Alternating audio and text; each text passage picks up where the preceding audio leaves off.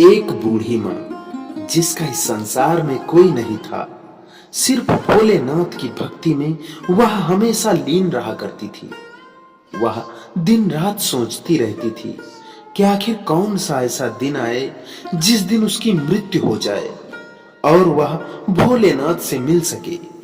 वह इतनी भोलेनाथ की भक्त थी, उनकी माया में, उनकी शक्ति में, उनकी भक्ति में अपना पूरा दिन गुजार दिया करती थी। ना कोई आगे, ना कोई पीछे, ना कोई रोने वाला, ना कोई चाहने वाला। आखिर उसका गुजारा कैसे होता था? भोलेनाथ क्या स्वयं भोजन देने उसको आते थे? क्या भोलेनाथ उसको दर्शन देने आते थे? उसकी बिगड़ी कैसे बनी? आखिर उसको मोक्ष की प्राप्ति कैसे हुई? इस कथा को अगर आप विस्तार से सुनेंगे तो भोलेनाथ आप पर जरूर प्रसन्न होंगे, क्योंकि भोलेनाथ अपने भक्तों की गाथा स्वयं सुनते हैं, उनके कष्टों को स्वयं निवारते हैं। उन्होंने कोई अपने परिचालक या अपने गण नहीं रखे हैं जो जाके उनकी भक्तों की आशाएं पूरी करे, उनके भक्तों के मनोरथ को पूरा करे। भोलेनाथ ऑर्डर दानी कहे जाते हैं। उनसे कुछ भी मांगोगे वह तुरंत ही देने को तैयार हो जाते हैं। पुराने जमाने में पुराने लोग अक्सर इसका जरूर ध्यान रखते थे। असुर लोग उनको ही याद किया करते थे, चाहे रावण हो, चाहे कुंभकर्ण हो। सभी भोलेनाथ की भक्ति में लीन रहकर उनसे बड़ी से बड़ी शक्तियां प्राप्त कर लेते थे। तो आप क्यों नहीं प्राप्त कर सकते? हम क्यों नहीं प्राप्त कर सकते? क्या आप यह कथा पूरी नहीं सुन सकते? क्या आप भोलेनाथ के भक्त नहीं हैं?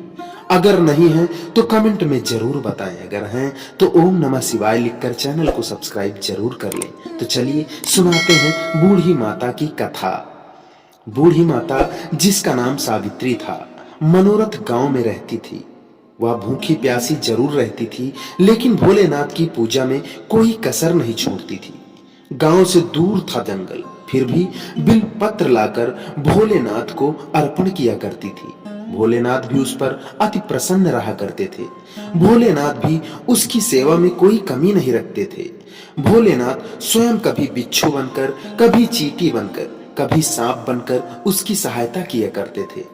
बूढ़ी माता भी समझती थी कि भोलेनाथ प्रत्यक्ष प्रकट नहीं होते, लेकिन किसी न किसी रूप में उसकी सहायता करने जरूर आते हैं।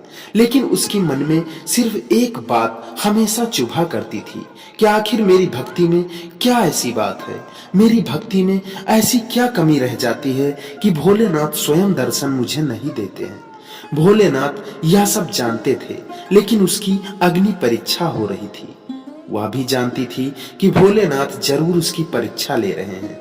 वह भी अपने हृदय को शांत करके भोलेनाथ की पूजा जरूर किया करती थी।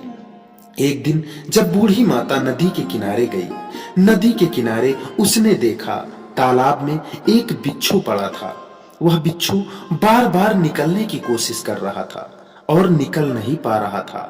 बार बार उस तालाब में वह डूब जाता था। माता खड़ी देखती रही, फिर भी बूढ़ी माता ने उसको उठाने के लिए आगे अपने कदम बढ़ाए। माता जैसे ही आगे बढ़ी, एक आदमी वहां पर खड़ा था। उसने रोका, रुको बूढ़ी माता, नहीं आप डूब जाओगी, कहां जा रही हो तालाब में? लेकिन माता ने कहा, मैं तालाब में कुछ करने नहीं जा रही हूँ। यहाँ पर एक जीव फंसा है, शायद वह डूबकर मर जाएगा। मुझे मरते हुए जीव को देखकर बड़ी दया आती है, क्योंकि हर जीव में, हर इंसान में, हर कण में प्रभु भोलेनाथ बसे हैं। मैं इस जीव को जरूर बचाऊंगी, चाहे आज मेरे प्राण ही निकल जाएं। भोलेनाथ भी उनकी परीक्षा ले रहे थे। आदमी ने सोचा, ये बूढ़ी कहां जाएगी, क्या करेगी, आखिर इसको करने दो। वह दूर से देखता रहा, फिर भी उसने सोचा शायद माता इस तालाब में डूब न जाए। तो पास आकर देखा तो एक बिच्छू पानी में डूब रहा था। बूढ़ी माता भी उस बिच्छू को बचाने के लिए हजारों प्रयत्न कर रही थी। आखिर सभी प्रयत्न जब नहीं सफल हुए तो स्वयं तालाब में बूढ़ी माता कूद पड़ी और उस बिच्छू को हाथ में लेकर ज्यों ही आगे बढ़ी, बिच्छू ने अपना डंक माता के हाथ में चुभा दिया। वह बिच्छू कोई और नहीं था, स्वयं भोलेनाथ थे, जो बूढ़ी माता की परीक्षा ले रहे थे।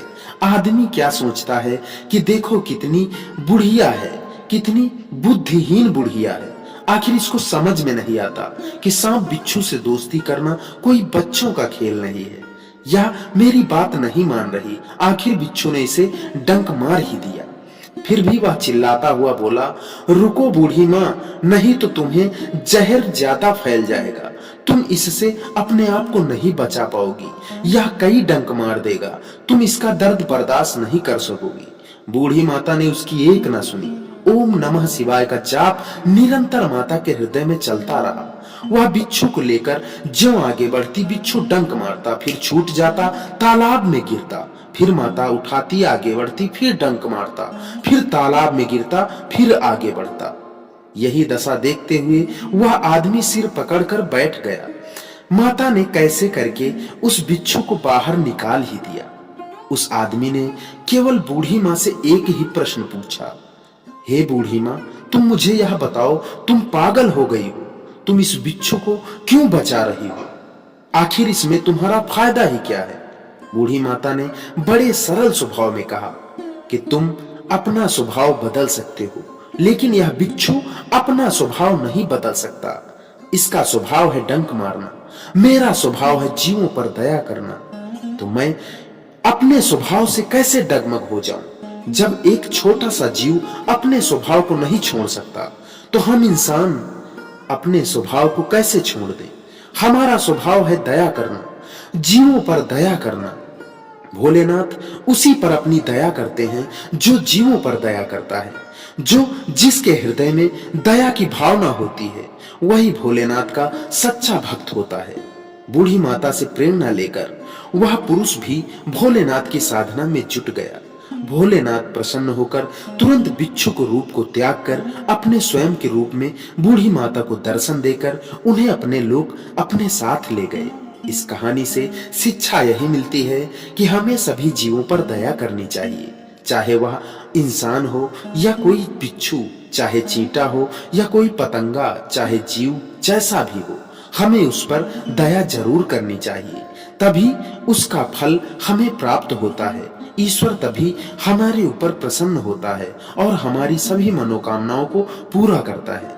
इस कहानी को सुनने वाला प्रभु के इतने करीब जाता है कि उसकी सारी मनोकामनाएं जरूर ही पूरी होती हैं। मैं भोलेनाथ से स्वयं दुआ करता हूँ, उनसे प्रार्थना करता हूँ कि आपके मन की छोटी सी छोटी मुरादें भी वह तुरंत पूरी करें। वह अविनाशी हैं, ऑर्डर दानी हैं, वह तुरंत ही आपकी मनोकामनाओं को पूरा करें। अगर यहाँ तक कहानी को सुना है तो कृपया कमेंट में जरूर बताएं आपको यह कहानी कैसी लगी। ओम नमः शिवाय साथ में जरूर लिखें। अगर भोलेनाथ की कृपा ऐसे ही पानी है तो हमारे चैनल को भी सब्सक्राइब जरूर करें। मिलते हैं किसी नई कथा, नई कहानी में। तब तक के लिए ओम नमः शिवाय।